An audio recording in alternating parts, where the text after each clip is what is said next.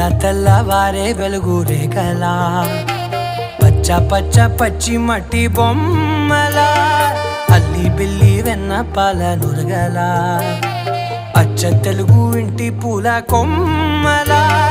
దేవదేవుడే పంపగా ఇలా దేవతే మా ఇంట అడుగే పెట్టెనంట బ్రహ్మ కళ్ళలో కాంతులే మా అమ్మలా మా కోసం మళ్ళీ లాలి పాడేనంట.